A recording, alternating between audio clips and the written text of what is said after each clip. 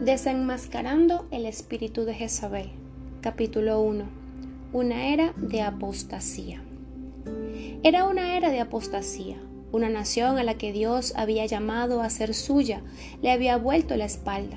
Cambiaron su adoración de Dios por los ídolos de un pueblo que alguna vez habían conquistado en su nombre. El rey que gobernaba a Israel era hijo de un hombre que había ganado el trono por medio del asesinato. Su nombre, Acab, iba a convertirse en sinónimo del mal. Detrás de la corrupción del trono de Acab había una mujer, Jezabel. Ella esperaba expandir su poder al casarse con Acab y llevó destrucción sobre los israelitas. Esta destrucción vino por medio de su fanática devoción a los dioses falsos, Baal, deidad masculina del poder y la sexualidad, y Astarot, diosa femenina de la fertilidad, el amor y la guerra.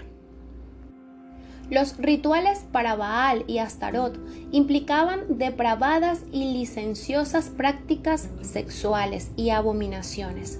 La adoración de estos ídolos apelaba a los elementos bestiales y materiales de la naturaleza humana. El ídolo de Baal semejaba el órgano sexual masculino, mientras que el altar de Astarot semejaba el órgano sexual femenino. Más de 450 profetas de Baal y profetisas de Astarot servían a los depravados deseos carnales de Jezabel. Muchas veces se sacrificaban vidas humanas para apaciguar a estas deidades paganas. En contra de esta apostasía, Dios levantó al profeta Elías, que desafió a Acab y destruyó a los profetas de Baal en el monte Carmelo. Como contrapartida, Satanás levantó a su mensajera para intentar silenciar la voz profética de Dios. Se trataba de la esposa del rey Acab, Jezabel. Nosotros también vivimos en una era de apostasía. Nuestra sociedad le ha dado la espalda a Dios. El pecado ha infectado al cuerpo de Cristo y a sus líderes. Pero en medio de la increíble decadencia y depravación de nuestra época, Dios levanta una generación profética. Esta generación llevará el espíritu de Elías. Será ungida para realizar señales y milagros y obtener grandes ganancias para el reino de Dios. Así como lo hizo desde el principio, Satanás levanta una fiera oposición contra esta generación profética. El enemigo siempre ha tratado de silenciar las voces proféticas de Dios y de abortar la oración intercesora. Una vez más, su nombre es Jezabel, una fuerza espiritual diabólica que trata de engañar, manchar y destruir a las autoridades de Dios.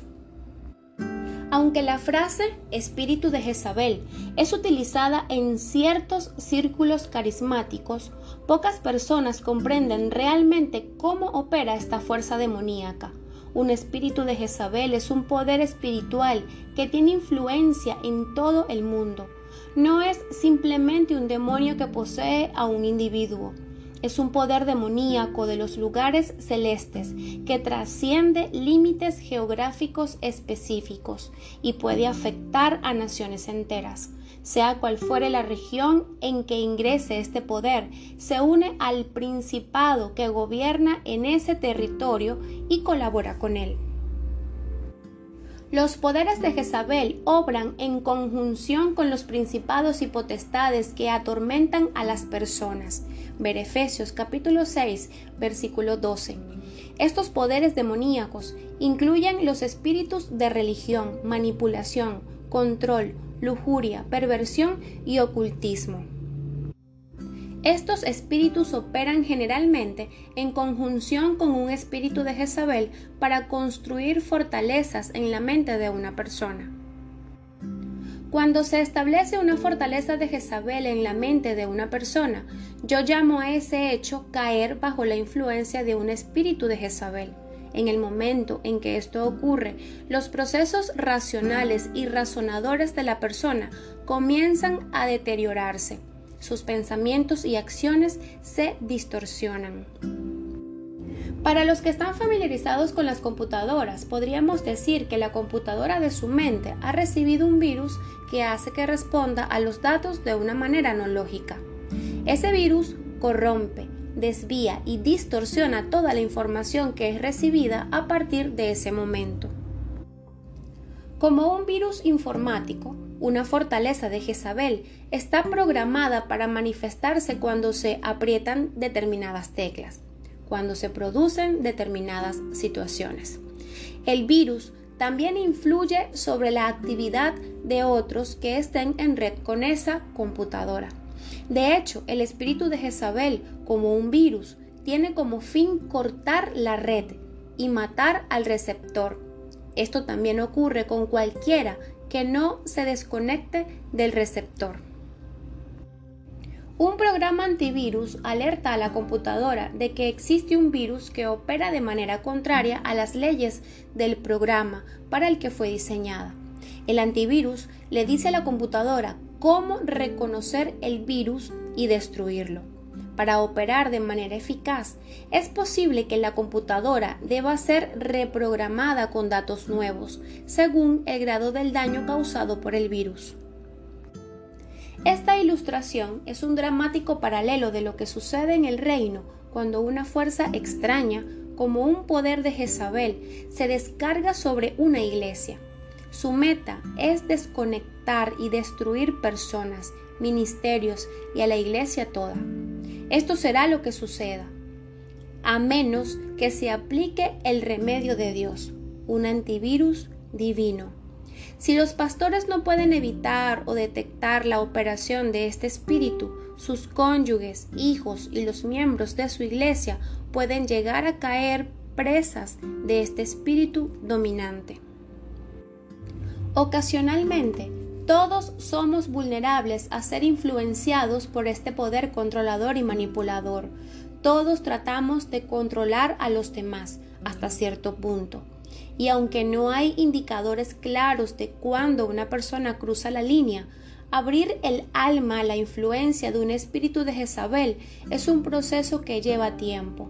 Cuanto más tiempo una persona obra de manera controladora y manipuladora sin arrepentirse de ello, más fuerte se vuelve ese espíritu. Finalmente, se convierte en una forma de vida para los que tienen este espíritu. El método fundamental para relacionarse con los demás y obtener el control será a través de este espíritu. Aunque las ilustraciones que nos da la Biblia sobre Jezabel son de mujeres, este poder demoníaco no infecta solamente a las personas de sexo femenino. También ha habido hombres que fueron influenciados por este espíritu. Cuando esto ocurre, quedan debilitados y como castrados.